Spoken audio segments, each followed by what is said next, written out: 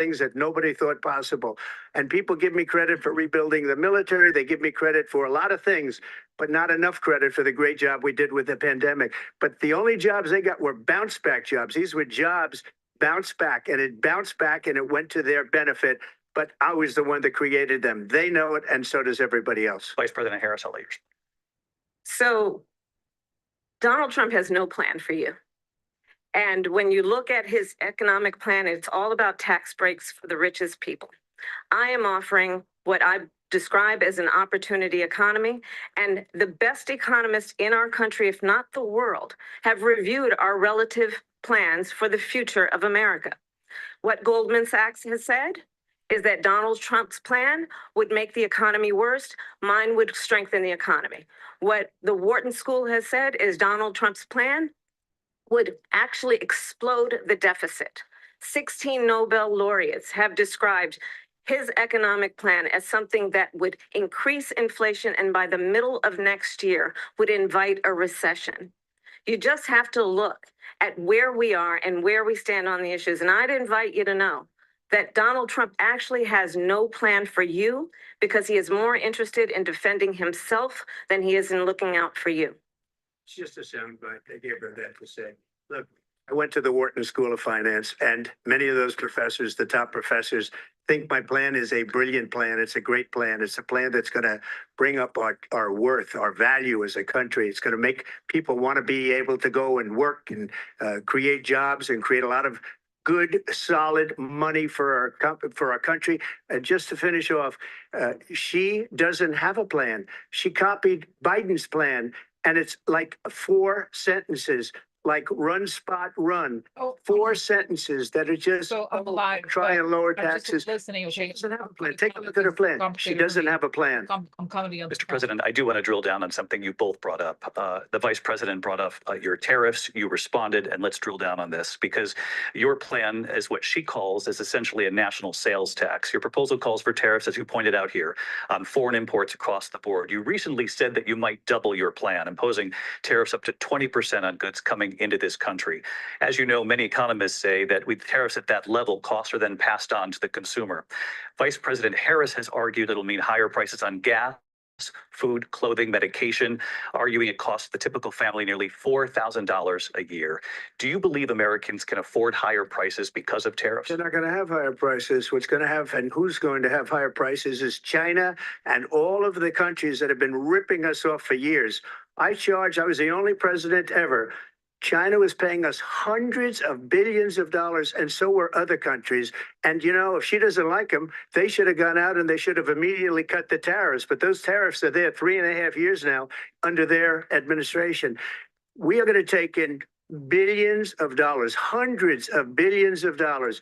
I had no inflation, virtually no inflation. They had the highest inflation perhaps in the history of our country because I've never seen a worse period of time. People can't go out and buy cereal or bacon or eggs or anything else.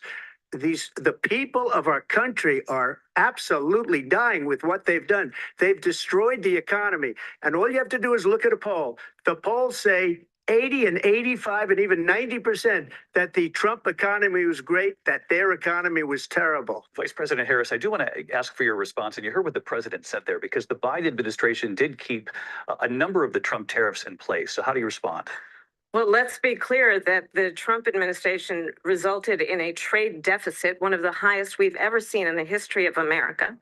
He invited trade wars. You want to talk about his deal with China? What he ended up doing is under Donald Trump's presidency, he ended up selling American chips to China to help them improve and modernize their military, basically sold us out. When a policy about China should be in making sure the United States of America wins the competition for the 21st century, which means focusing on the details of what that requires, focusing on relationships with our allies, focusing on investing in American-based technology so that we are in the race on AI and quantum computing, focusing on what we need to do to support America's workforce so that we don't end up having on the short end of the stick in terms of workers' rights. But what Donald Trump did, let's talk about this, with COVID, is he actually thanked President Xi, so that we don't end what he did during COVID. Look at his tweet. Thank you, President Xi, exclamation point, when we know that Xi was responsible for lacking and not giving us transparency about the origins of COVID. President Trump, I'll let you respond. First of all, they bought their chips from Taiwan. We hardly make chips anymore because of philosophies like they have and policies like they have. I don't say her because she has no policy. Everything that she believed 3 years ago and 4 years ago is out the window. She's going to my philosophy now. In fact, I was going to send her a MAGA hat. She's gone to my philosophy. But if she ever got elected, she'd change it. And it will be the end of our country. She's a Marxist. Everybody knows she's a Marxist. Her father's a Marxist professor in economics, and he taught her well. But when you look at what she's done to our country, and when you look at these millions and millions of people that are pouring into our country monthly, where it's, I believe, 21 million people, not the 15 that people say, and I think it's a lot higher than the 21. That's bigger than New York State pouring in. And just look at what they're doing to our country. They're criminals. Many of these people coming in are criminals. And that's bad for our economy, too. You know, you mentioned before, we'll talk about immigration later. Well, bad immigration is the worst thing that can happen to our economy. They have, and she has, destroyed our country with policy that's insane. Almost policy that you'd say they have to hate our country. President Trump, thank you. Lindsay? I want to turn to the issue of abortion. President Trump, you've often touted that you were able to kill Roe v. Wade. Last year, you said that you were proud to be the most pro-life president in American history. Then last month, you said that your administration would be great for women and their reproductive rights. In your home state of Florida, you surprised many with regard to your 6-week abortion ban because you initially had said that it was too short. And you said, quote, I'm going to be voting that we need more than 6 weeks. But then the very next day, you reversed course and said you would vote to support the 6-week ban. Vice President Harris says that women shouldn't trust you on the issue of abortion because you've changed your position so many times. Therefore, why should they trust you? Well, the reason I'm doing that vote is because the plan is, as you know, the vote is, they have abortion in the 9th month. They even have, and you can look at the governor of West Virginia, the previous governor of West Virginia, not the current governor, is doing an excellent job. But the governor before, he said the baby will be born and we will decide what to do with the baby. In other words, we'll execute the baby. And that's why I did that, because that predominates, because they're radical. The Democrats are radical in that. And her vice presidential pick, which I think was a horrible pick, by the way, for our country, because he is really out of it. But her vice presidential pick says abortion in the 9th month is absolutely fine. He also says execution after birth. It's execution, no longer abortion, because the baby is born, is okay. And that's not okay with me, hence the vote. What I did is something for 52 years. They've been trying to get Roe v. Wade into the states. And through the genius and heart and strength of 6 Supreme Court justices, we were able to do that. Now, I believe in the exceptions for rape, incest, and life of the mother. I believe strongly in it. Ronald Reagan did also. 85% of Republicans do. Exceptions, very important. But we were able to get it, and now states are voting on it. And for the first time, you're going to see, look, this is an issue that's torn our country apart for 52 years. Every legal scholar, every Democrat, every Republican, liberal, conservative, they all wanted this issue to be brought back to the states where the people could vote. And that's what happened. Now, Ohio, the vote was somewhat liberal. Kansas, the vote was somewhat liberal, much more liberal than people would have thought. But each individual state is voting. It's the vote of the people now. It's not tied up in the federal government. I did a great service in doing it. It took courage to do it. And the Supreme Court had great courage in doing it. And I give tremendous credit to those 6 justices. There is no state in this country where it is legal to kill a baby after it's born. Madam Vice President, I want to get your response to President Trump. Well, as I said, you're going to hear a bunch of lies, and that's not actually a surprising fact. Let's understand how we got here.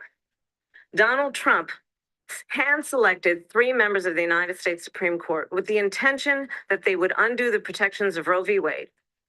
And they did exactly as he intended. And now in over 20 states, there are Trump abortion bans, which make it criminal for a doctor or nurse to provide health care. In one state, it provides prison for life. Trump abortion bans that make no exception even for rape and incest, which understand what that means. A survivor of a crime, a violation to their body, does not have the right to make a decision about what happens to their body next. That is immoral. And one does not have to abandon their faith or deeply held beliefs to agree. The government, and Donald Trump certainly, should not be telling a woman what to do with her body. I have talked with women around our country. You want to talk about this is what people wanted? Pregnant women who want to carry pregnancy to term, suffering from a miscarriage, being denied care in an emergency room because the healthcare providers are afraid they might go to jail, and she's bleeding out in a car in the parking lot. She didn't want that. Her husband didn't want that. A 12 or 13-year-old survivor of incest being forced to carry a pregnancy to term. They don't want that. And I pledge to you, when Congress passes a bill to put back in place the protections of Roe v. Wade, as President of the United States, I will proudly sign it into law. But understand, if Donald Trump were to be reelected, he will sign a national abortion ban. Understand, in his Project 2025, there would be a national abortion, a monitor that would be monitoring your pregnancies, your miscarriages. I think the American people believe that certain freedoms, in particular the freedom to make decisions about one's own body, should not be made by the government. Thank you, Vice President Harris. Well, there she goes again. It's a lie. I'm not signing a ban, and there's no reason to sign a ban because we've gotten what everybody wanted. Democrats, Republicans, and everybody else, and every legal scholar wanted it to be brought back into the states, and the states are voting, and it may take a little time. But for 52 years, this issue has torn our country apart, and they've wanted it back in the states. And I did something that nobody thought was possible. The states are now voting. What she says is an absolute lie. And as far as the abortion ban, no, I'm not in favor of abortion ban, but it doesn't matter because this issue has now been taken over by the states. Would you veto a national abortion ban if it Well, I came would to your desk? have to because, again, two things. Number one, she said she'll go back to Congress. She'll never get the vote. It's impossible for her to get the vote, especially now with the 50-50 and essentially 50-50 in both Senate and the House. She's not going to get the vote. She can't get the vote. She won't even come close to it. So it's just talk. You know what it reminds me of when they said they're going to get student loans terminated, and it ended up being a total catastrophe. The student loans, and then her, I think probably her boss, if you call him a boss, he spends all his time on the beach. But look, her boss went out and said, we'll do it again. We'll do it a different way. And he went out, got rejected again by the Supreme Court. So all these students got taunted with this whole thing about this whole idea and how unfair that would have been. Part of the reason they lost to the millions and millions of people that had to pay off their student loans. They didn't get it for free, but they were saying it's the same way that they talked about that they talk about abortion. But if I could just get a yes or no, because your running mate, J.D. Vance, has said that you would veto it if you did come to us. I didn't discuss it with J.D. In all fairness, J.D. And I don't mind if he has a certain view, but I think he was speaking for me, but I really didn't. Look, we don't have to discuss it because she'd never be able to get it, just like she couldn't get student loans. They couldn't get student loans. They didn't even come close to getting student loans. They taunted young people and a lot of other people that had loans. They can never get this approved. So it doesn't matter what she says about going to Congress. So wonderful. Let's go to Congress, do it. But the fact is that for years, they wanted to get it out of Congress and out of the federal government. And we did something that everybody said couldn't be done. And now you have a vote of the people on abortion. Vice President Harris, want to give you your time to respond, but I do want to ask, would you support any restrictions on a woman's right to an abortion? I absolutely support reinstating the protections of Roe v. Wade. And as you rightly mentioned, nowhere in America is a woman carrying a pregnancy to term and asking for an abortion. That is not happening. It's insulting to the women of America. And understand what has been happening under Donald Trump's abortion bans. Couples who pray and dream of having a family being denied IVF treatments. what is happening in our country. Working people, working women who are working one or two jobs, who can barely afford childcare as it is, have to travel to another state to get on a plane sitting next to strangers to go and get the health care she needs. Barely can afford to do it. And what you are putting her through is unconscionable. And the people of America have not, the majority of Americans believe in a woman's right to make decisions about her own body. And that is why in every state where this issue has been on the ballot, in red and blue states both, the people of America have voted for freedom. Vice President. Excuse me, I have to respond. Another lie. It's another lie. I have been a leader on IVF, which is fertilization. The IVF, I have been a leader.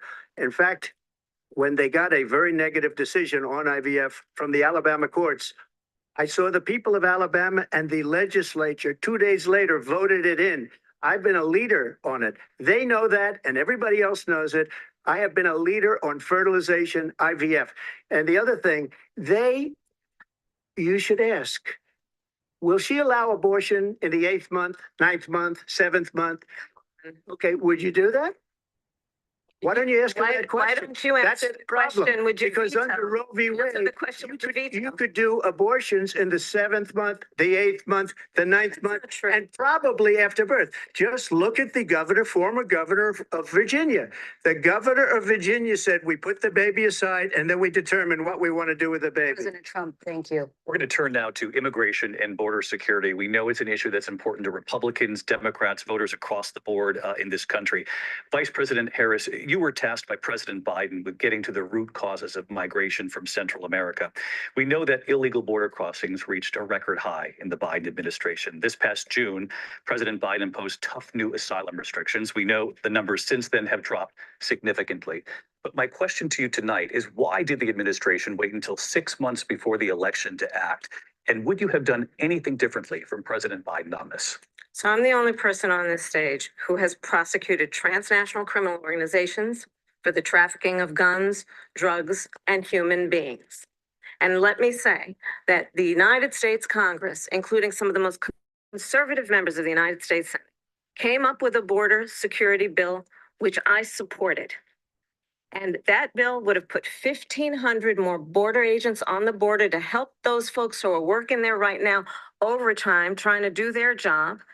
It would have allowed us to stem the flow of fentanyl coming into the United States. I know there are so many families watching tonight who have been personally affected by the surge of fentanyl in the country.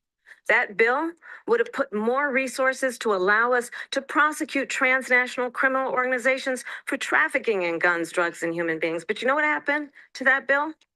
Donald Trump got on the phone, called up some folks in Congress and said, kill the bill. And you know why?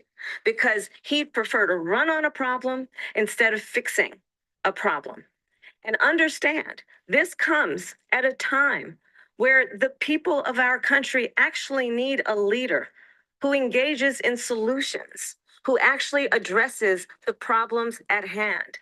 But what we have in the former president is someone who would prefer to run on a problem instead of fixing a problem.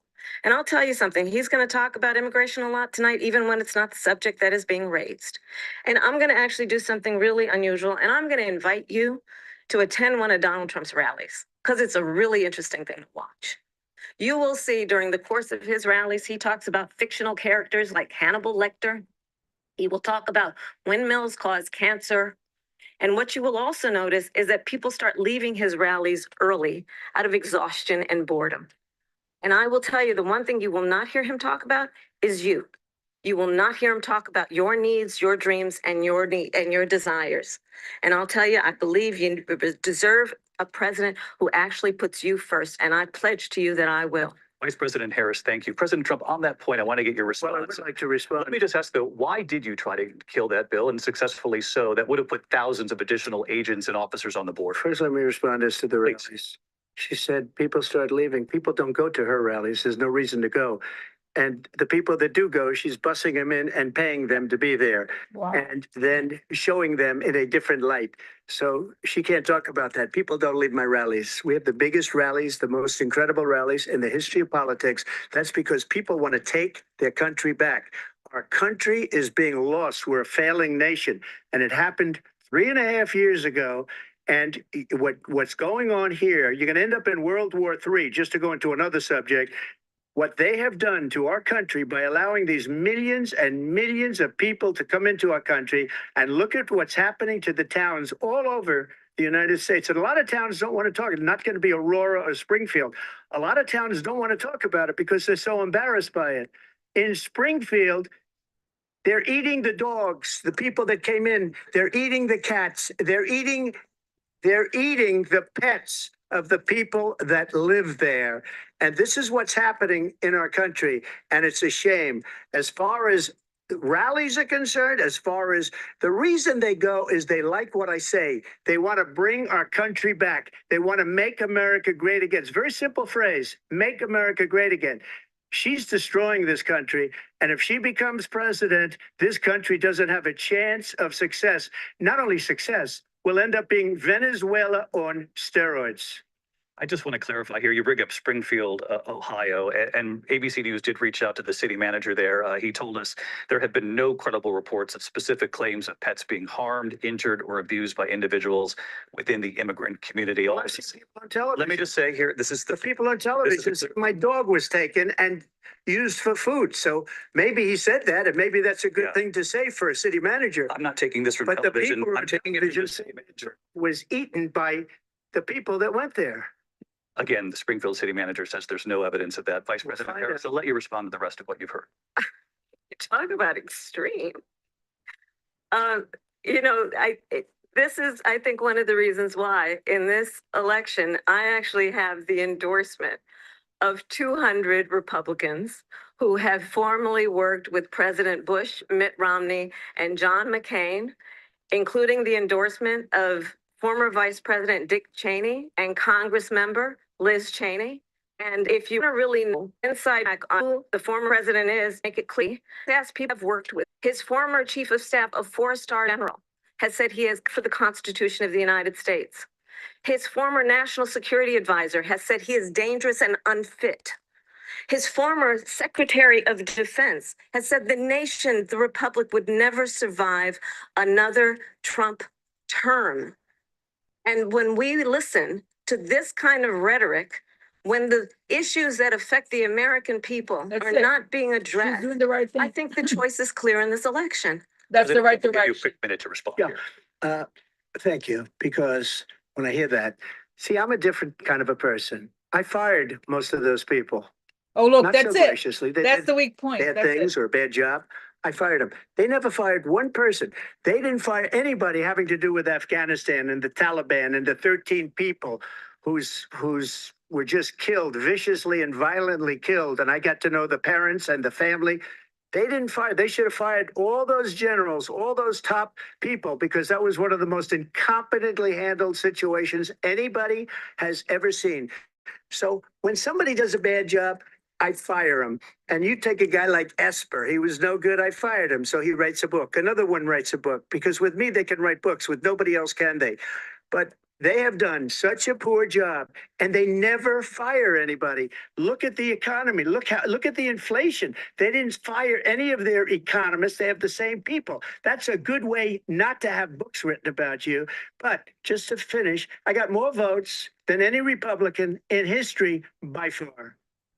In fact, I got more votes than any sitting president in history by far.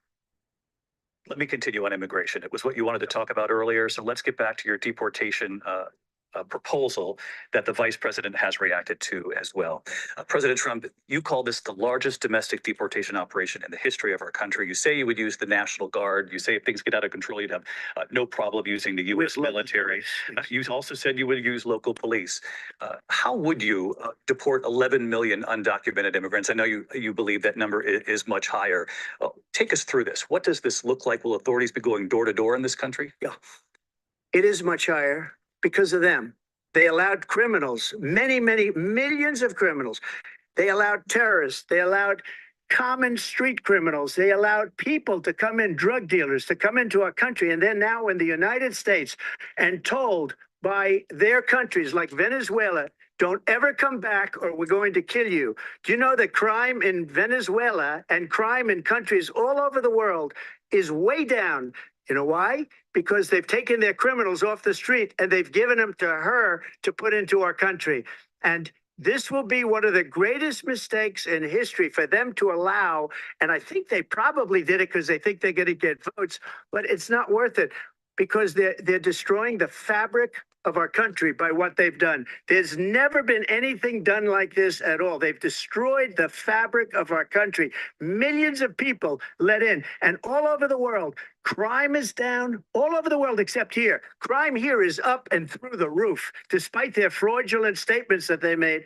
Crime in this country is through the roof. And we have a new form of crime. It's called migrant crime. And it's happening at levels that nobody thought possible. President Trump, as you know, the FBI says overall violent crime is actually coming down in this country. But excuse me, the FBI they were defrauding statements.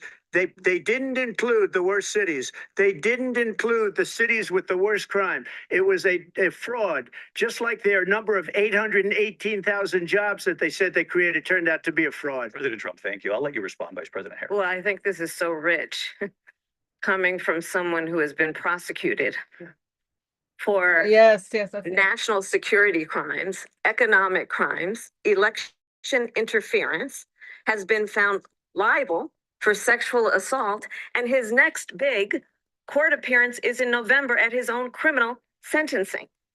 And let's be clear where each person stands on the issue of what is important about respect for the rule of law and respect for law enforcement. The former vice president called for defunding federal law enforcement, 45,000 agents, get this, on the day after he was arraigned on 34 felony counts. So let's talk about what is important in this race. It is important that we move forward, that we turn the page on this same old tired rhetoric and address the needs of the American people, address what we need to do about the housing shortage, which I have a plan for, address what we must do to support our small businesses, address bringing down the price of groceries. But frankly, the American people are exhausted with this same old tired playbook. Vice President Harris, thank you. Excuse me.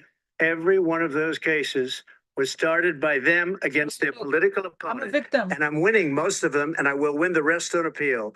And you saw that with the decision that came down just recently from the Supreme Court. I'm winning most of them. But those are cases, it's called weaponization. Never happened in this country. They weaponized the Justice Department. Every one of those cases was involved with the DOJ, from Atlanta and Fani Willis to the Attorney General of New York and the DA in New York, every one of those cases. And then they say, oh, he's a criminal. They're the ones that made them go after me. By the way, Joe Biden was found essentially guilty on the documents case. And what happened in my documents case? They said, oh, that's the toughest of them all. A complete and total victory. 2 months ago, it was thrown out. It's weaponization, and they used it, and it's never happened in this country.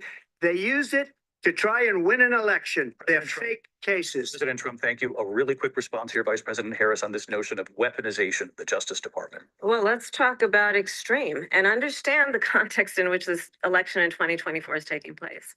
The United States Supreme Court recently ruled that the former president would essentially be immune from any misconduct if he were to enter the White House again. Understand, this is someone who has openly said he would terminate, I'm quoting, terminate the Constitution of the United States, that he would weaponize the Department of Justice against his political enemies. Someone who has openly expressed disdain for members of our military. Understand what it would mean if Donald Trump were back in the White House with no guardrails, because certainly we know now the court won't stop him. We know J.D. Vance is not going to stop him. It's up to the American people to stop him. Thank you. Lindsay? Vice President Harris, in your last run for president. Please. We This is the one that weaponized, not me. She weaponized. I probably took a bullet to the head because of the things that they say about me. They talk about democracy. I'm a threat to democracy. They're the threat to democracy with a President fake Russia investigation We do have a lot to that get- went nowhere. We have a lot to get to. Lindsay? Vice President Harris, in your last run for president, you said you wanted to ban fracking. Now you don't. You wanted mandatory government buyback programs for assault weapons. Now your campaign says you don't. You supported decriminalizing border crossings. Now you're taking a harder line. I know you say that your values have not changed. So then why have so many of your policy positions changed? So my values have not changed, and I'm going to discuss every one of at least every point that you've made. But in particular, let's talk about fracking because we're here in Pennsylvania. I made that very clear in 2020. I will not ban fracking. I have not banned fracking as Vice President of the United States. And in fact, I was the tie-breaking vote on the Inflation Reduction Act, which opened new leases for fracking. My position is that we have got to invest in diverse sources of energy so we reduce our reliance on foreign oil. We have had the largest increase in domestic oil production in history because of an approach that recognizes that we cannot over-rely on foreign oil. As it relates to my values, let me tell you, I grew up a middle-class kid raised by a hardworking mother who worked and saved and was able to buy our first home when I was a teenager. The values I bring to the importance of home ownership, knowing not everybody got handed $400 million on a silver platter and then filed bankruptcy 6 times, is a value that I bring to my work to say we are going to work with the private sector and home builders to increase 3 million homes, increase by 3 million homes by the end of my first term. My work that is related to having a friend when I was in high school who was sexually assaulted by her stepfather. And my focus then on protecting women and children from violent crime is based on a value that is deeply grounded in the importance of standing up for those who are most vulnerable. My work that is about protecting Social Security and Medicare is based on longstanding work that I have done, protecting seniors from scams. My values have not changed. And what is important is that there is a president who actually brings values and a perspective that is about lifting people up and not beating people down. And name calling. The true measure of the leader is the leader who actually understands the strength is not in beating people down, it's in lifting people up. I intend to be that president. President Trump, Well, first of all, I wasn't given $400 million. I wish I was. My father was a Brooklyn builder, Brooklyn, Queens, and a great father, and I learned a lot from him. But I was given a fraction of that, a tiny fraction, and I built it into many, many billions of dollars, many, many billions. And when people see it, they are even surprised. So we don't have to talk about that. Fracking, she's been against it for 12 years. Defund the police, she's been against that forever. She gave all that stuff up very wrongly, very horribly, and everybody's laughing at it, okay? They're all laughing at it. She gave up at least 12 and probably 14 or 15 different policies. Like, she was big on defund the police. In Minnesota, she went out, wait a minute, I'm talking now. You don't mind, please. Does that sound familiar? She went out in Minnesota and wanted to let criminals that killed people, that burned down Minneapolis, she went out and raised money to get them out of jail. She did things that nobody would ever think of. Now she wants to do transgender operations on illegal aliens that are in prison. This is a radical left liberal that would do this. She wants to confiscate your guns, and she will never allow fracking in Pennsylvania. If she won the election, fracking in Pennsylvania will end on day one. Just to finish one thing, so important in my opinion.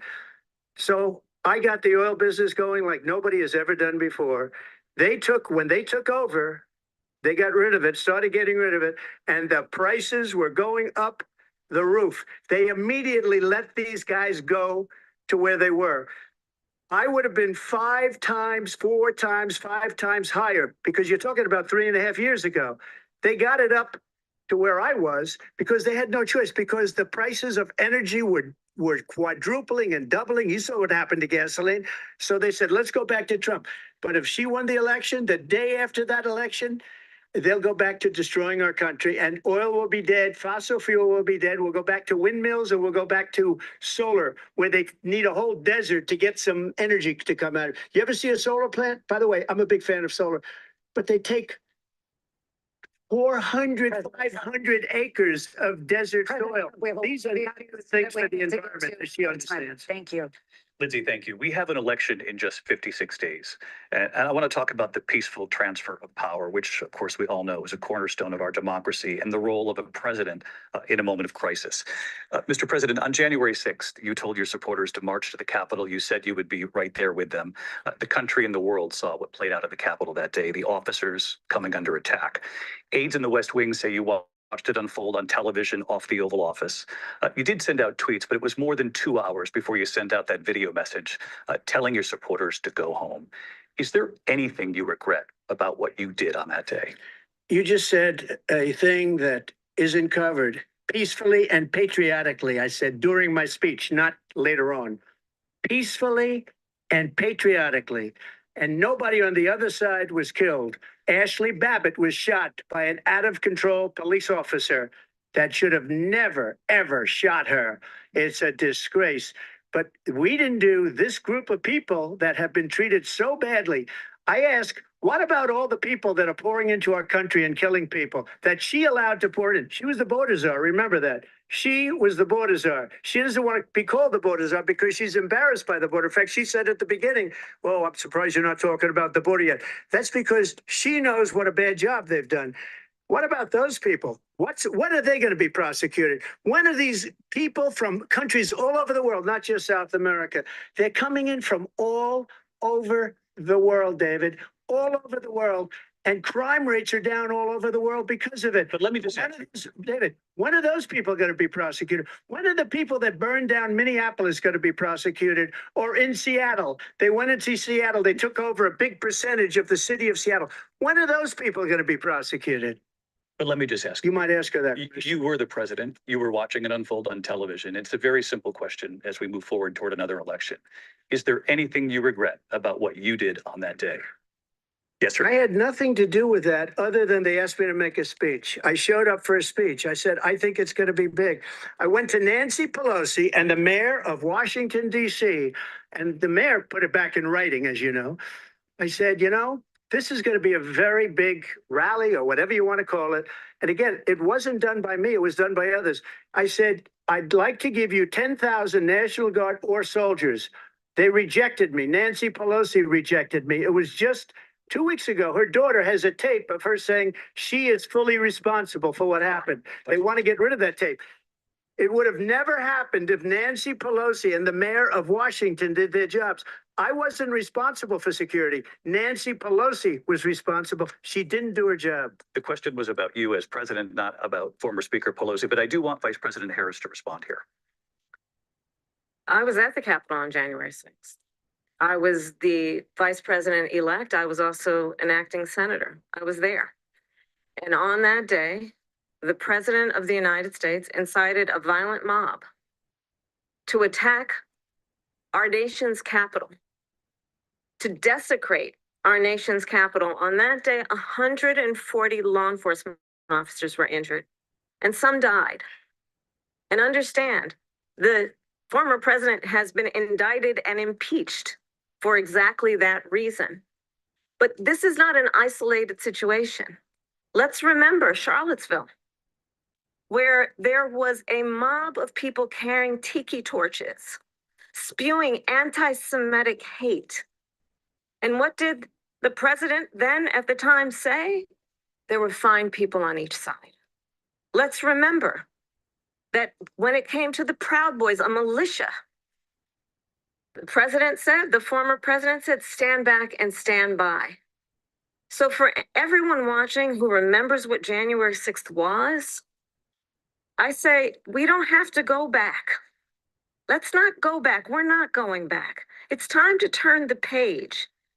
And if that was a bridge too far for you, well, there is a place in our campaign for you to stand for country, to stand for our democracy, to stand for rule of law, and to end the chaos, and to end the approach that is about attacking the foundations of our democracy because you don't like the outcome. And be clear on that point.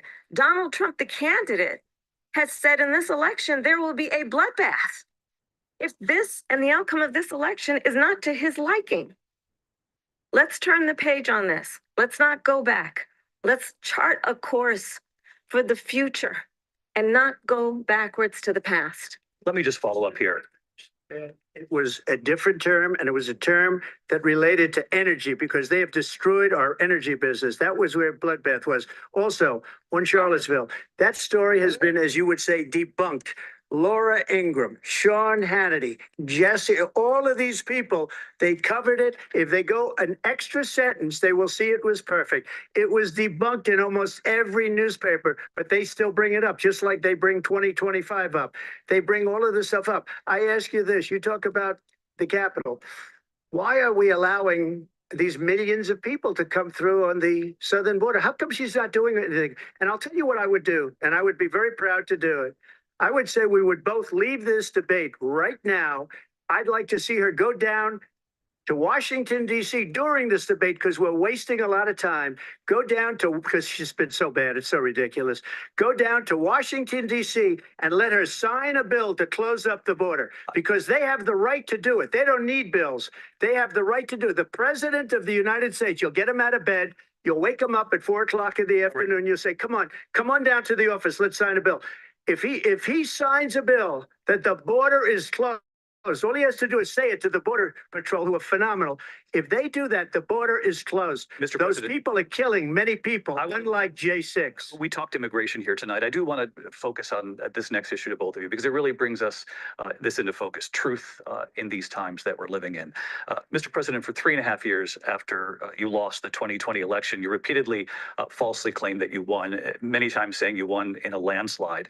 In the past couple of weeks leading up to this debate, you have said, quote, you lost by a whisker, that you, quote, didn't quite make it, that you came up a little bit short.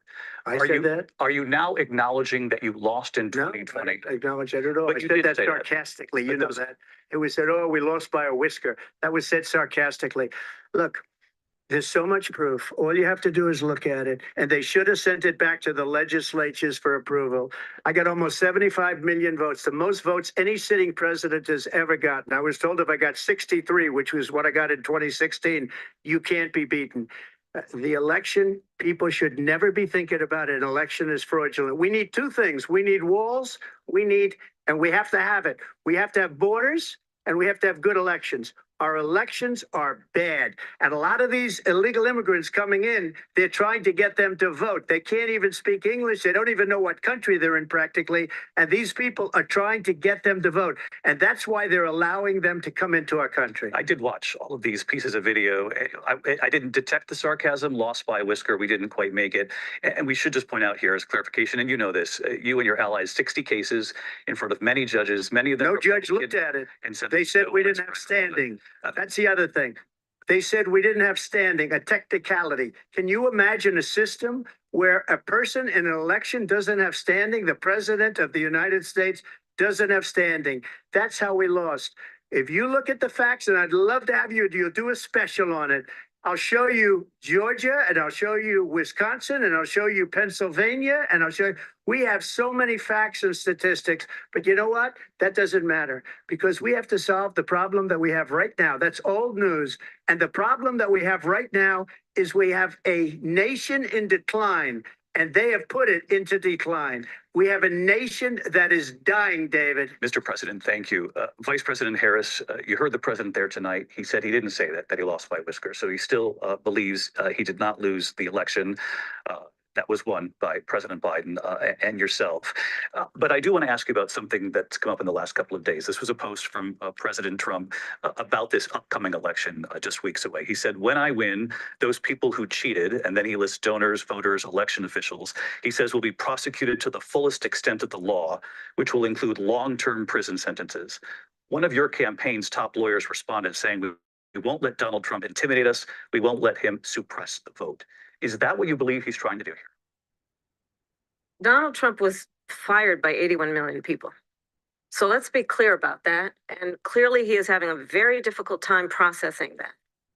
But we cannot afford to have a president of the United States who attempts, as he did in the past, to upend the will of the voters in a free and fair election.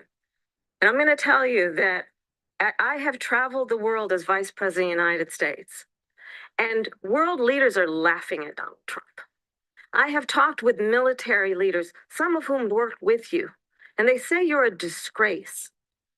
And when you then talk in this way in a presidential debate and deny what over and over again are court cases you have lost because you did in fact lose that election, it leads one to believe that perhaps we do not have in the candidate to my right the temperament or the ability to not be confused. Fact. That's deeply troubling, and the American people deserve better. I'll give you 1 minute to respond, Mr. President. Let me just say about world leaders. Viktor Orban, one of the most respected men, they call him a strong man. He's a tough person, smart. Prime Minister of Hungary. They said, why is the whole world blowing up? 3 years ago, it wasn't. Why is it blowing up? He said, because you need Trump back as president. They were afraid of him. China was afraid, and I don't like to use the word afraid, but I'm just quoting him. China was afraid of him. North Korea was afraid of him. Look at what's going on with North Korea, by the way. He said Russia was afraid of him. I ended the Nord Stream 2 pipeline, and Biden put it back on day one, but he ended the XL pipeline. The XL pipeline in our country, he ended that. But he let the Russians build a pipeline going all over Europe and heading into Germany, the biggest pipeline in the world. Look, Viktor Orban said it. He said the most respected, most feared person is Donald Trump. We had no problems when Trump was president, but when this weak, pathetic man that you saw at a debate just a few months ago, if he weren't in the debate, he'd be running instead of her. She got no votes. He got 14 million votes. What you did, you talk about a threat to democracy. He got 14 million votes, and they threw him out of office. And you know what? I'll give you a little secret. He hates her. He can't stand her. But he got 14 million votes. They threw him out. Wow. He got 0 votes. And when she ran, she was the first one to leave because she failed. And now she's running. I don't understand it, but I'm okay with it because Your time is I up. think we're going to do very well. We've got a lot more to get to. Turning now Yes. to the Israel-Hamas war and the hostages who are still being held, Americans among them. Vice President Harris, in December, you said, quote, Israel has the right to defend itself, but you added, quote, it matters how, saying international humanitarian law must be respected. Israel must do more to protect innocent civilians. You said that 9 months ago. Now an estimated 40,000 Palestinians are dead. Nearly 100 hostages remain. Just last week, Prime Minister Benjamin Netanyahu said there's not a deal in the making. President Biden has not been able to break through the stalemate. How would you do it? Well, let's understand how we got here. On October 7, Hamas, a terrorist organization, slaughtered 1,200 Israelis. Many of them young people who were simply attending a concert.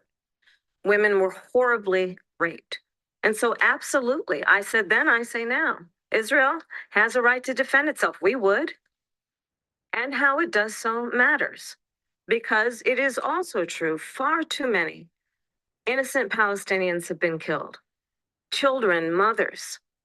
What we know is that this war must end. It must end immediately, and the way it will end is we need a ceasefire deal and we need the hostages out. And so we will continue to work around the clock on that. Work around the clock, also understanding that we must chart a course for a two-state solution. And in that solution, there must be security for the Israeli people and Israel, and in equal measure for the Palestinians. But the one thing I will assure you always, I will always give Israel the ability to defend itself, in particular as it relates to Iran and any threat that Iran and its proxies pose to Israel. But we must have a two-state solution where we can rebuild Gaza, where the Palestinians have security, self-determination, and the dignity they so rightly deserve. President Trump, how would you negotiate with Netanyahu and also Hamas in order to get the hostages out and prevent the killing of more innocent civilians in Gaza? If I were president, it would have never started. If I were president, Russia would have never, ever, I know Putin very well, he would have never, and there was no threat of it either, by the way, for 4 years, have gone into Ukraine and killed millions of people when you add it up, far worse than people understand what's going on over there.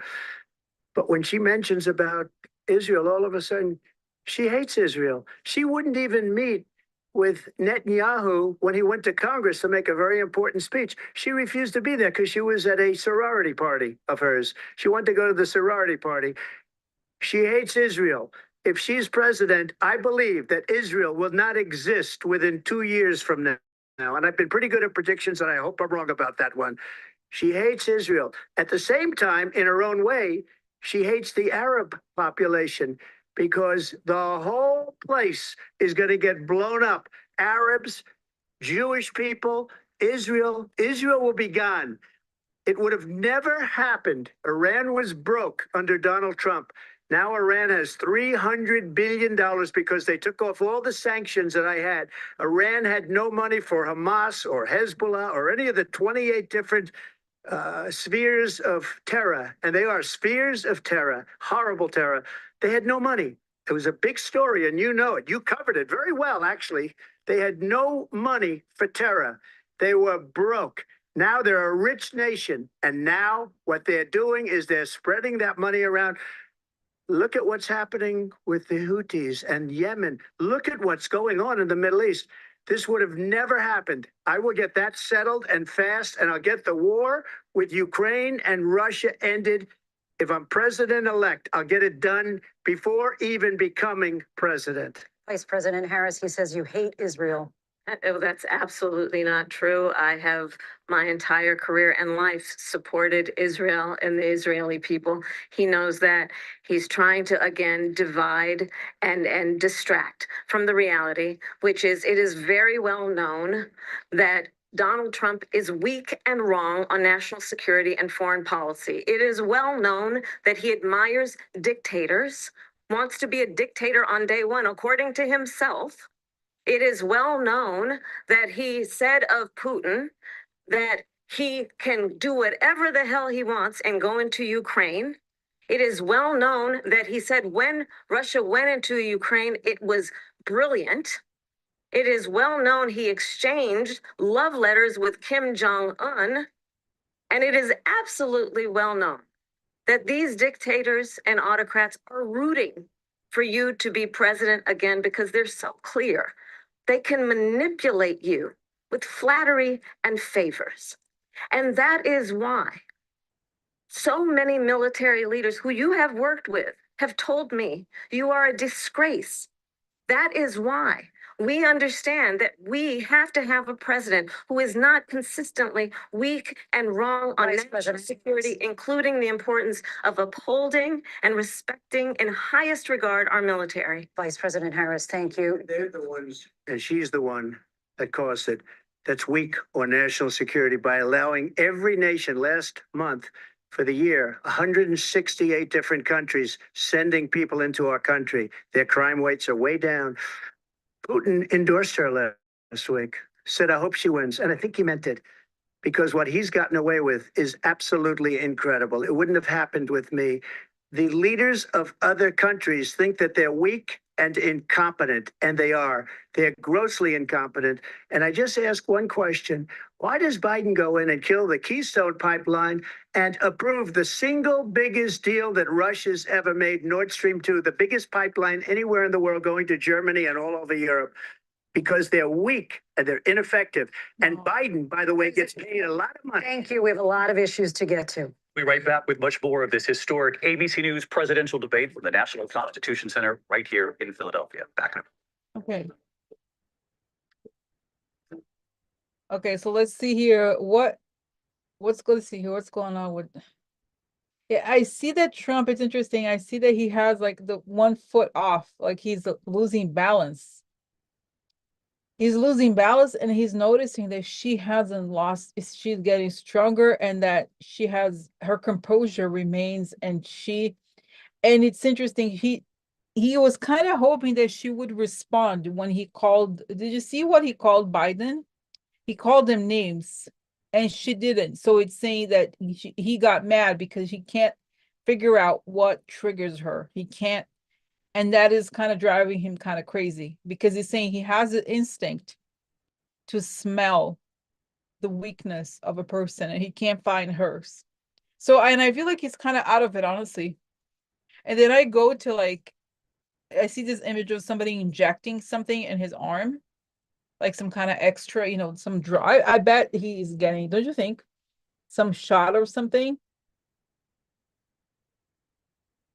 My God, I can't believe how disrespectful. How could he say that? He called Biden, didn't he say pathetic? Look at him, like he's a criminal. Shut your mouth, right? Like, how sick is it? My God, can you imagine?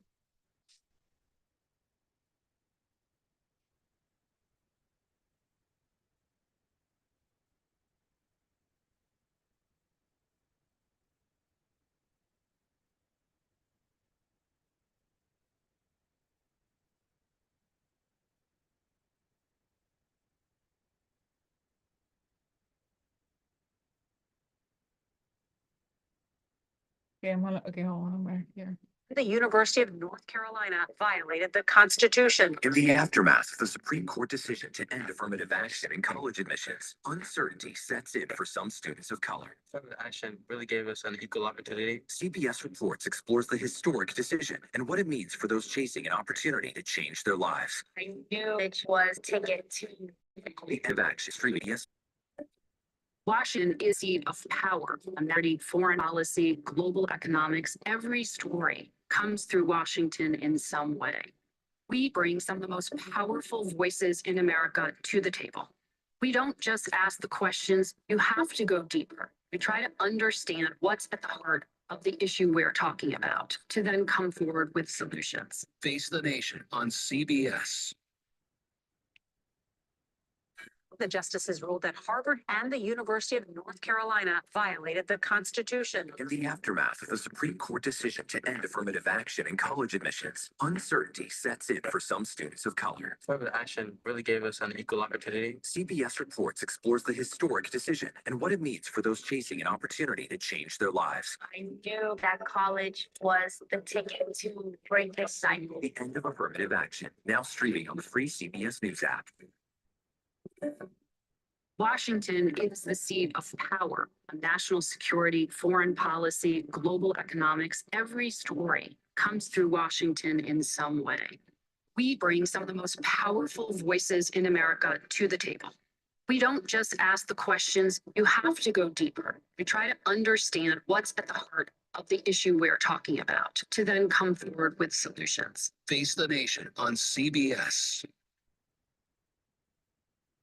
The justices ruled that Harvard and the University of North Carolina violated the Constitution. In the aftermath of the Supreme Court decision to end affirmative action in college admissions, uncertainty sets in for some students of color. Affirmative action really gave us an equal opportunity. CBS Reports explores the historic decision and what it means for those chasing an opportunity to change their lives. I knew that college was the ticket to break this cycle. The end of affirmative action, now streaming on the free CBS News app. Coming up our series, wait a minute, Tom, is that you working the kitchen? Cleaning one of your clothes out. See, so you mean not say? I swear they should have a camera during the commercial. Your morning routine just got better. CBS Mornings.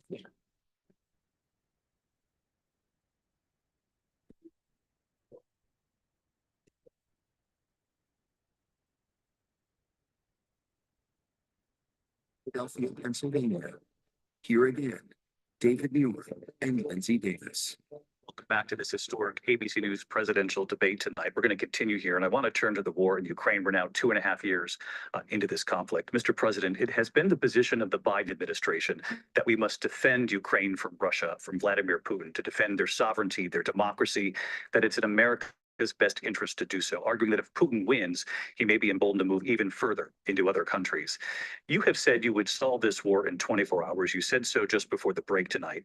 How exactly would you do that? And I want to ask you a very simple question tonight. Do you want Ukraine to win this war? I want the war to stop I want to save lives that are being uselessly, people being killed by the millions. It's the millions. It's so much worse than the numbers that you're getting, which are fake numbers. Look, we're in for 250 billion or more because they don't ask Europe, which is a much bigger beneficiary to getting this thing done than we are. They're in for $150 billion less because Biden and you don't have the courage to ask Europe like I did with NATO. They paid billions and billions, hundreds of billions of dollars when I said, either you pay up or we're not going to protect you anymore. So that's maybe one of the reasons they don't like me as much as they like weak people. But you take a look at what's happening. We're in for 250 to 275 billion. They're into 100 to 150. They should be forced to equalize. With that being said, I want to get the war settled. I know Zelensky very well, and I know Putin very well. I have a good relationship, and they respect your president, okay? They respect me. They don't respect Biden. How would you respect him? Why? For what reason? He hasn't even made a phone call in 2 years to Putin, hasn't spoken to anybody.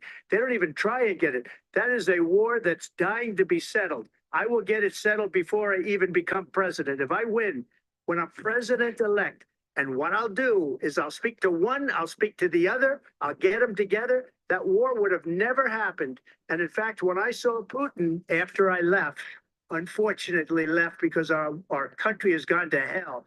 But after I left, when I saw him building up soldiers, he did it after I left. I said, oh, he must be negotiating. It must be a good, strong point of negotiation. Well, it wasn't, because Biden had no idea how to talk to him. He had no idea how to stop it. And now you have millions of people dead, and it's only getting worse, and it could lead to World War III. Don't kid yourself, David.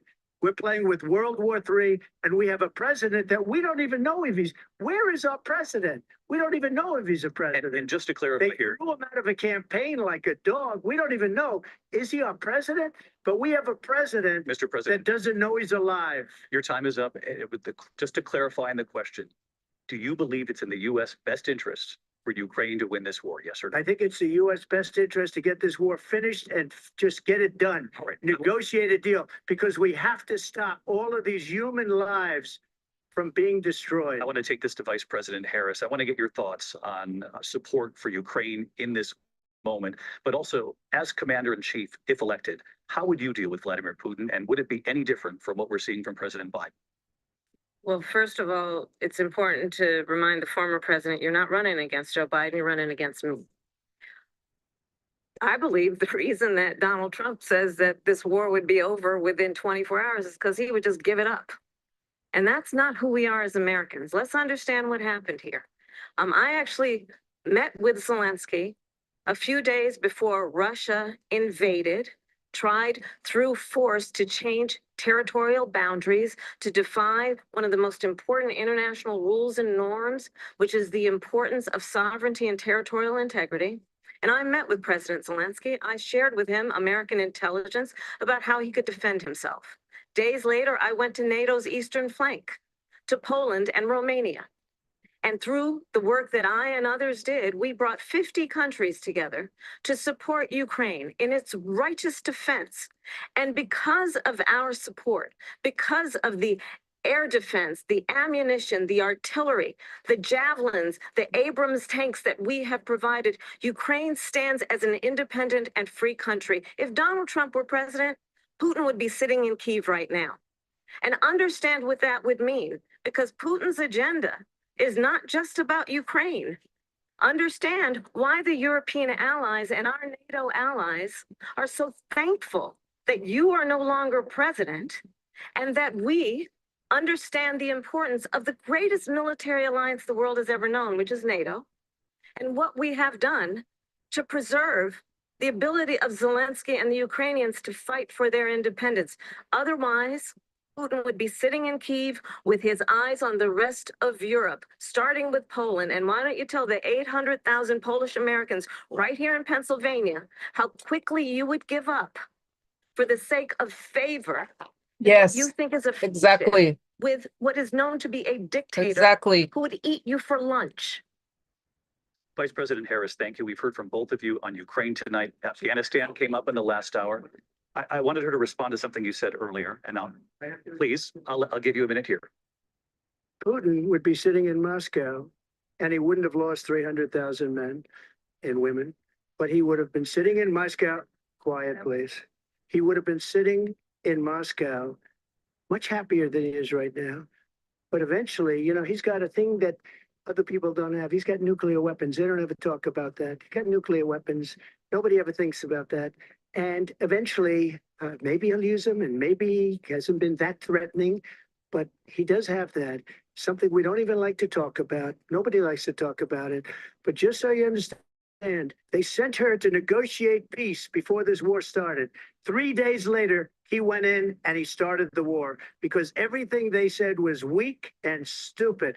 They said the wrong things. That war should have never started. She was the emissary. They sent her in to negotiate with Zelensky and Putin, and she did. And the war started 3 days later. And that's the kind of talent we have with her. Worse than Biden. In my opinion, I think he's the worst president in the history of our country. She goes down as the worst vice president in the history of our country. But let me tell you something. She is a horrible negotiator. They sent her in to negotiate. As soon as they left, Putin did the invasion. President Trump, thank you. You did bring up something. You said she went to negotiate with Vladimir Putin. Vice President Harris, have you ever met Vladimir Putin? Can you clarify tonight? Yet again, I said it at the beginning of this debate, you're going to hear a bunch of lies coming from this fellow. And that is another one. When I went to meet with President Zelensky, I've now met with him over 5 times. The reality is it has been about standing as America always should, as a leader upholding international rules and norms, as a leader who shows strength, understanding that the alliances we have around the world are dependent on our ability to look out for our friends and not favor our enemies because you adore strong men instead of caring about democracy. And that is very much what is at stake here. The President of the United States is commander-in-chief. And the American people have a right to rely on a president who understands the significance of America's role and responsibility in terms of ensuring that there is stability and ensuring we stand up for our principles and not sell them for the benefit of personal flattery. We talked about Ukraine and Vladimir Putin. I do want to talk about Afghanistan. It came up in the first hour of this debate.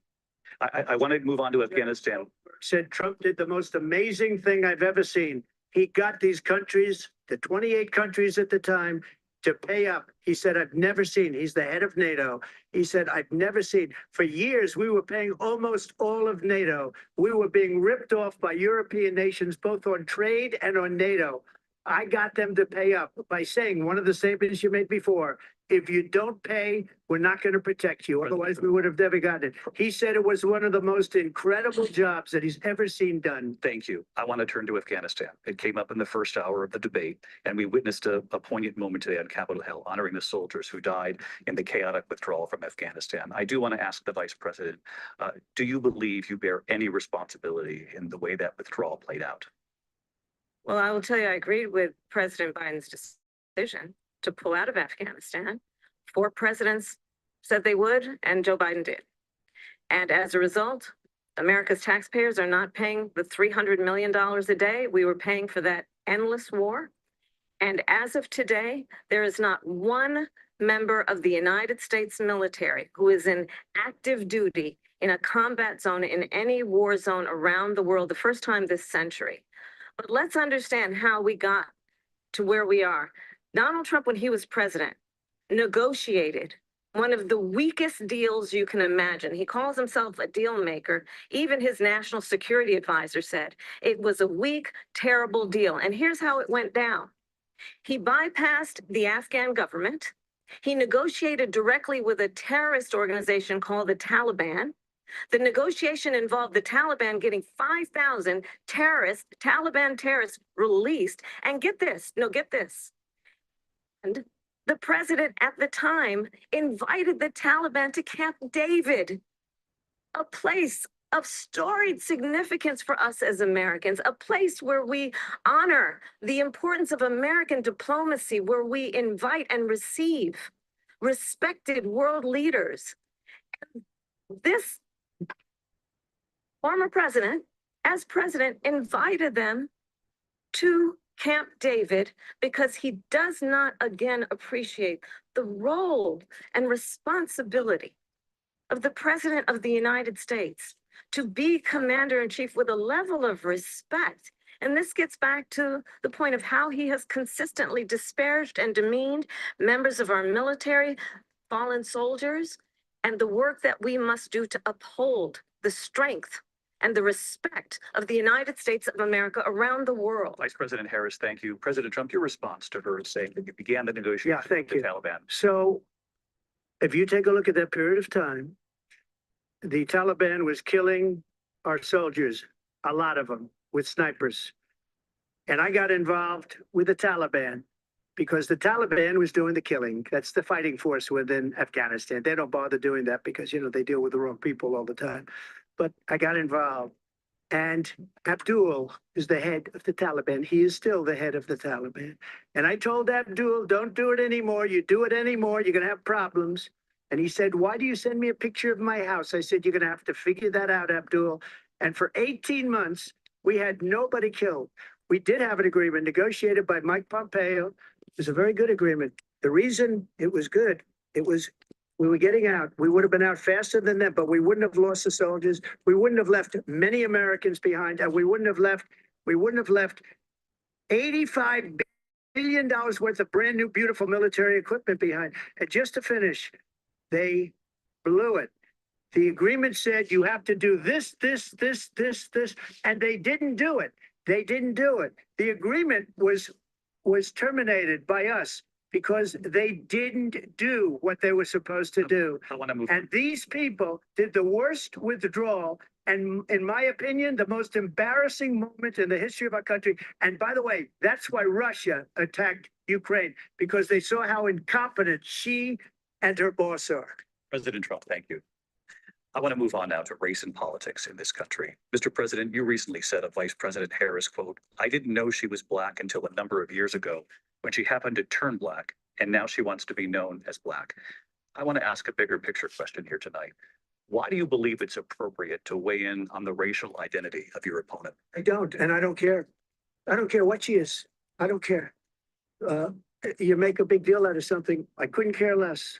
Whatever she wants to be is okay with me.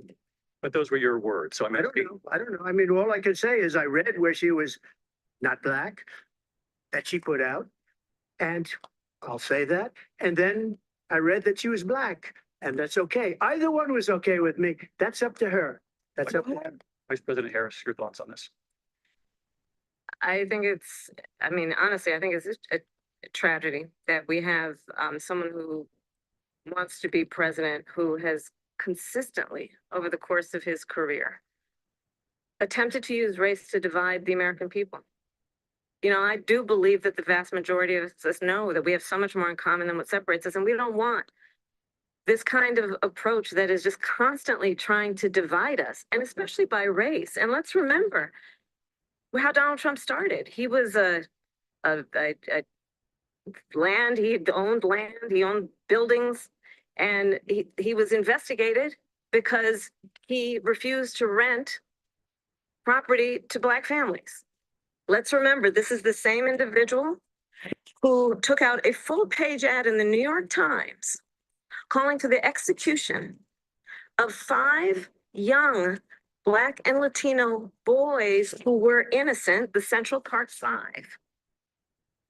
Took out a full-page ad calling for their execution. This is the same individual who spread birther lies about the first Black president of the United States.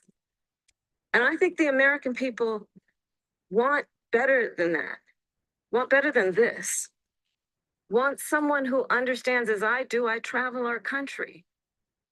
We see in each other a friend. We see in each other a neighbor. We don't want a leader who is constantly trying to have Americans point their fingers at each other. I meet with people all the time who tell me, can we please just have discourse about how we're going to invest in the aspirations and the ambitions and the dreams of the American people? knowing that regardless of people's color or the language their grandmother speaks, we all have the same dreams and aspirations and want a president who invests in those, not in hate and division. Vice President Harris, thank you. Lindsay? President Trump, this is now your third time. This is the most divisive presidency in the history of our country. There's never been anything like it. They're destroying our country, and they come up with things like what she just said. Going back many, many years, when a lot of people, including Mayor Bloomberg, agreed with me on the Central Park Five, they admitted, they said, they pled guilty. And I said, well, if they pled guilty, they badly hurt a person, killed a person ultimately. And if they pled guilty, then they pled, we're not guilty. But this is a person that has to stretch back years, 40, 50 years ago, because there's nothing now. I built one of the greatest economies in the history of the world, and I'm going to build it again. It's going to be bigger, better, and stronger. But they're destroying our economy. They have no idea what a good economy is. Their oil policies, every single policy. And remember this, she is Biden. She's trying to get away from Biden. I don't know the gentleman, she says. She is Biden. The worst inflation we've ever had, a horrible economy because inflation has made it so bad that she can't get away with that. Thank you. Your time is up. I want to briefly. Clearly, I am not Joe Biden, and I am certainly not Donald Trump. And what I do offer is a new generation of leadership for our country. One who believes in what is possible, one who brings a sense of optimism about what we can do instead of always disparaging the American people. I believe in what we can do to strengthen our small businesses, which is why I have a plan. Let's talk about our plans and let's compare the plans. I have a plan to give startup businesses $50,000 tax deduction, to pursue their ambitions, their innovation, their ideas, their hard work. I have a plan, $6,000 for young families for the first year of your child's life to help you in that most critical stage of your child's development. I have a plan that is about allowing people to be able to pursue what has been fleeting in terms of the American dream by offering a help with down payment of $25,000 down payment assistance for first-time home buyers. That's the kind of conversation, I believe, David, that people really want tonight, as opposed to a conversation that is constantly about belittling and name calling. Let's turn the page. Vice President and look Harris, forward. thank you. Let's turn to policy. Let's turn to policy. President Trump. Let's turn to policy, please. To defund the police. She has a plan to confiscate everybody's gun. President, She has a plan to not allow fracking in Pennsylvania or anywhere else. Okay. That's what her plan is until just recently. I just need Lindsay, to go ahead. respond. The President former Trump- president has No, said I'm something sorry. twice that I need to respond to. I'm sorry, I we're just gonna need to respond, Vice President. to what he has said. President Trump, multiple this is times. now your Yeah. third time running for president. You have long vowed to repeal and replace the Affordable Care Act, also known as Obamacare. You have failed to accomplish that. You now say you're going to keep Obamacare, quote, unless we can do something much better. Last month, you said, quote, we're working on it. So tonight, 9 years after you first started running, do you have a plan, and can you tell us what it is? Obamacare was lousy health care, always was. It's not very good today. And what I said, that if we come up with something, and we are working on things, we're going to do it and we're going to replace it. But remember this, I inherited Obamacare because Democrats wouldn't change it. They wouldn't vote for it. They were unanimous. They wouldn't vote to change it. If they would have done that, we would have had a much better plan than Obamacare. But the Democrats came up, they wouldn't vote for it. I had a choice to make when I was president. Do I save it and make it as good as it can be, never going to be great, or do I let it rot? And I felt I had an obligation, even though politically it would have been good to just let it rot and let it go away. I decided, and I told my people, the top people, and they're very good people. I have a lot of good people in that administration. We read about the bad ones. We had some real bad ones too, and so do they. They have really bad ones. The difference is they don't get rid of, but let me just explain. I had a choice to make. Do I save it and make it as good as it can be, or do I let it rot? And I saved it. I did the right thing, but it's still never going to be great, and it's too expensive for people. And what we will do is we're looking at different plans. If we can come up with a plan that's going to cost our people, our population, less money and be better healthcare than Obamacare, then I would absolutely do it. But until then, I'd run it as good as it can be run. So just a yes or no, you still do not have a plan. I have concepts of a plan. I'm not president right now. But if we come up with something, I would only change it if we come up with something that's better and less expensive. And there are concepts and options we have to do that. And you'll be hearing about it in the not too distant future. Vice President Harris, in 2017, you supported Bernie Sanders' proposal to do away with private insurance and create a government-run healthcare system. 2 years later, you proposed a plan that included a private insurance option. What is your plan today? Well, first of all, I absolutely support, and over the last 4 years as vice president, private healthcare options. But what we need to do is maintain and grow the Affordable Care Act. But I'll get to that, Lindsay. I just need to respond to a previous point that the former president has made. I've made very clear my position on fracking. And then this business about taking everyone's guns away. Jim Walz and I are both gun owners. We're not taking anybody's guns away. So stop with the continuous lying about this stuff. As it relates to the Affordable Care Act, understand, let's just look at the history to know where people stand. When Donald Trump was president, 60 times he tried to get rid of the Affordable Care Act. 60 times. Wow, good. At the time, when I will never forget the early morning hours when it was up for a vote in the United States Senate, and the late, great John McCain, who you have disparaged Yes. as being, you don't like him, you said at the time, because he got caught. He was an American hero. The late, great John McCain, I will never forget that night, walked onto the Senate floor and said, no, you don't. No, you don't. No, you don't get rid of the Affordable Care Act. You have no plan. And what the Affordable Care Act has done is eliminate the ability of insurance companies to deny people with pre-existing conditions. I don't have to tell the people watching tonight, you remember what that was like? Remember when an insurance company could deny if a child had asthma, if someone was a breast cancer survivor, if a grandparent had diabetes? And thankfully, as I've been vice president and we over the last 4 years have strengthened the Affordable Care Act, we have allowed for the first time Medicare to negotiate drug prices on behalf of you, the American people. Donald Trump said he was going to allow Medicare to negotiate drug prices. He never did. We did. And now we have capped the cost of insulin at $35 a month. Since I've been vice president, we have capped the cost of prescription medication for seniors at $2,000 a year. And when I am president, we will do that for all people, understanding that the value I bring to this is that access to health care should be a right and not just a privilege of those who can afford it. And the plan has to be to strengthen the Affordable Care Act, not get rid of it. Vice President Harris, In terms of where Donald Trump stands on that. I want to move to an issue that's important for a lot. Made a mistake. At number one, John McCain fought Obamacare for 10 years. But it wasn't only him. It were all of the Democrats that kept it going. And you know what? We can do much better than Obamacare, much less money. But she won't improve private insurance for people, private medical insurance.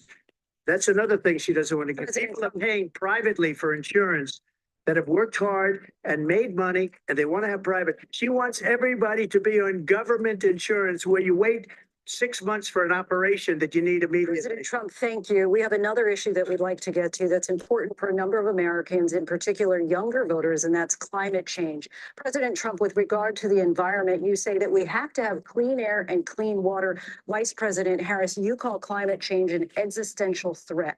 The question to you both tonight is, what would you do to fight climate change? And Vice President Harris, we'll start with you. 1 minute for you each. Well, the former president had said that climate change is a hoax. And what we know is that it is very real. You ask anyone who lives in a state who has experienced these extreme weather occurrences, who now is either being denied home insurance or it's being jacked up. You ask anybody who has been the victim of what that means in terms of losing their home, having nowhere to go. We know that we can actually deal with this issue. The young people of America care deeply about this issue. And I am proud that as vice president over the last 4 years, we have invested $1 trillion in a clean energy economy, while we have also increased domestic gas production to historic levels. We have created over 800,000 new manufacturing jobs while I have been vice president. We have invested in clean energy to the point that we are opening up factories around the world. Donald Trump said he was going to create manufacturing jobs. He lost manufacturing jobs. And I'm also proud to have the endorsement of the United Auto Workers and Sean Fain, who also know that part of building a clean energy economy includes investing in American-made products, American automobiles. It includes growing what we can do around American manufacturing and opening up auto plants, not closing them like happened under Donald Trump. Vice President Harris, thank you. That didn't happen under Donald Trump. Let me just tell you, they lost 10,000 manufacturing jobs this last month. It's going, they're all leaving. They're building big auto plants in Mexico, in many cases owned by China. They're building these massive plants, and they think they're going to sell their cars into the United States because of these people. What they have given to China is unbelievable. We're not going to let that. We'll put tariffs on those cars so they can't come into our country, because they will kill the United Auto Workers and any auto worker, whether it's in Detroit or South Carolina or any other place. What they've done to business and manufacturing in this country is horrible. We have nothing because they refuse. You know, Biden doesn't go after people because supposedly China paid him millions of dollars. He's afraid to do it. Between him and his son, they get all this money from Ukraine. They get all this money from all of these different countries. And then you wonder, why is he so loyal to this one, that one, Ukraine, China? Why is he? Why did he get $3.5 million from the mayor of Moscow's wife? Why did she pay him $3.5 million? This is a crooked administration, and they're selling our country down the tubes. President Trump, thank you. Thank you. We'll be right back with closing statements from both of our candidates. An historic night, this ABC News presidential debate. Philadelphia back.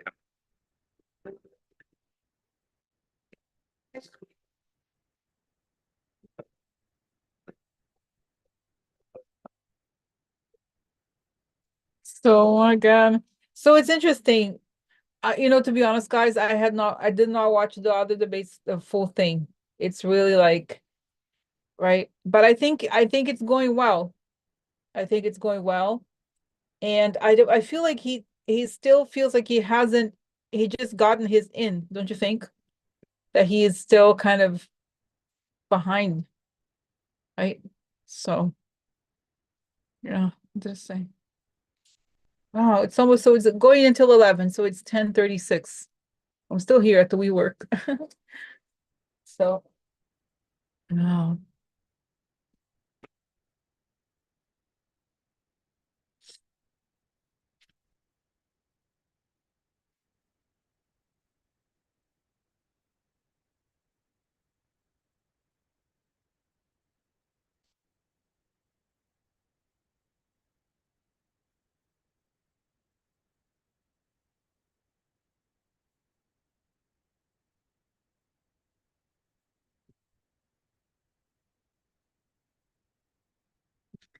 Yes, Moon Crazy George. That's right.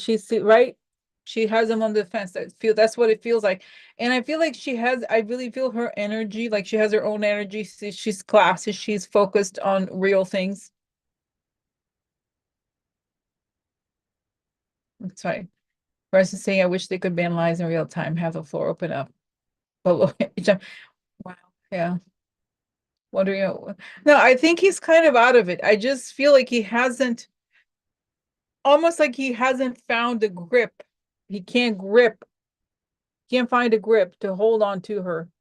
It's not working. Whatever he had before, he kind of knows it too, that it's not working. So,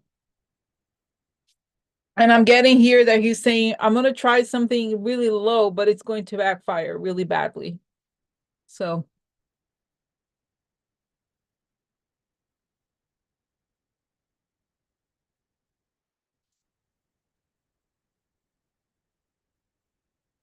No, it's been good. It's good. I mean, it's, not much has happened. It was just like nice to kind of see the comments in real time.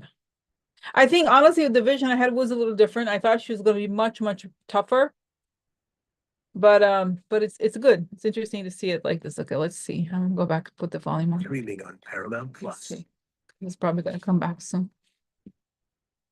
Okay, let's see.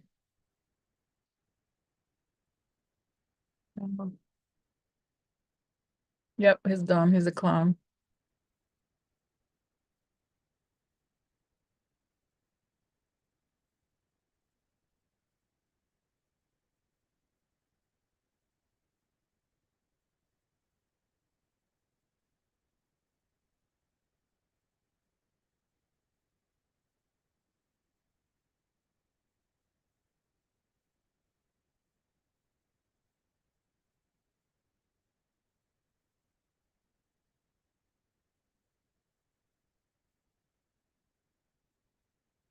Well, thank you. It's it's a lip. I'm trying experimenting now. It's just a front by Elf. It's a lip liner that I got. So it's interesting. Let's see. I think I asked direct questions. I don't know if they're tough questions. Okay. Let's see. That's right. She looks so great. She looks so beautiful. Her makeup is amazing. Her cheekbones. She looks so classy, especially next to him. Karina say filth, he's over. That's it. He's so, and it's interesting because I feel like this contrasts so well her demeanor to his.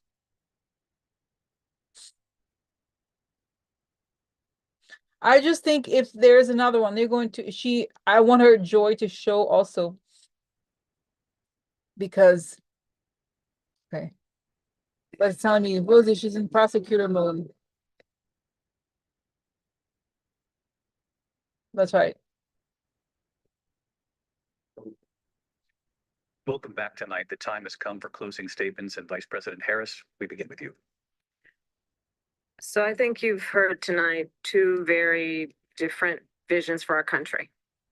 One that is focused on the future and the other that is focused on the past in an attempt to take us backward. Yes. But we're not going back. And I do Yeah, we're believe not going back. that the American people know we all have so much more in common than what separates us. And we can chart a new way forward. And a vision of that includes having a plan, understanding the aspirations, the dreams, the hopes, the ambition of the American people, which is why I intend to create an opportunity economy, investing in small businesses, in new families, in what we can do around protecting seniors, what we can do that is about giving hardworking folks a break and bringing down the cost of living. I believe in what we can do together that is about sustaining America's standing in the world and ensuring that we have the respect that we so rightly deserve, including respecting our military and ensuring we have the most lethal fighting force in the world. I will be a president that will protect our fundamental rights and freedoms, including the right of a woman to make decisions about her own body and not have her government tell her what to do. I'll tell you, I started my career as a prosecutor. I was a DA, I was an attorney general, a United States senator, and now vice president. I've only had one client, the people. That's right. And I'll tell you, as a prosecutor, I never asked a victim or a witness, are you a Republican or a Democrat? The only thing I ever asked them, are you okay? And that's the kind of president we need right now.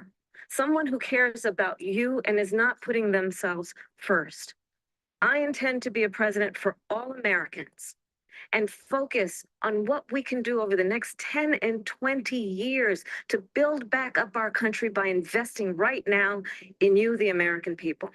Vice President Harris, thank you. President Trump. So she just started by saying she's going to do this, she's going to do that, she's going to do all these wonderful things. There's nothing to say. Hasn't she done it? She's been there for 3.5 Two. years. They've had That's you, 3.5 trash. years to fix the border. Trash, go to the curb. 3.5 years to Time for the create curb. jobs and all the things we talked about. Why hasn't she done it? She should leave right now, go down to that beautiful White House, go to the Capitol, get everyone together and do the things you want to do, but you haven't done it and you won't do it because you believe in things that the American people don't believe in. You believe in things like we're not going to frack, we're not going to take fossil fuel, we're not going to do things that are going to make this country strong, whether you like it or not. Germany tried that, and within 1 year, they were back to building normal energy plants. We're not ready for it. What is We it? can't What are you talking about? Shut up. our country Shut up. for the sake of bad vision. But I just asked Just lefters. why That's it. didn't she do it? We're a failing nation. So negative. It's so crazy. So I weird. know the He's leaders weird. when they're coming to Weird. see me. They call me. We're laughed at all over the world. They don't understand what happened to us as a nation. We're not a leader. We don't have any idea what's going on. We have wars going on in the Middle East. We have wars going on with Russia and Ukraine. We're going to end up in a third world war, and it'll be a war like no other because of nuclear weapons, the power of weaponry. I rebuilt our entire military.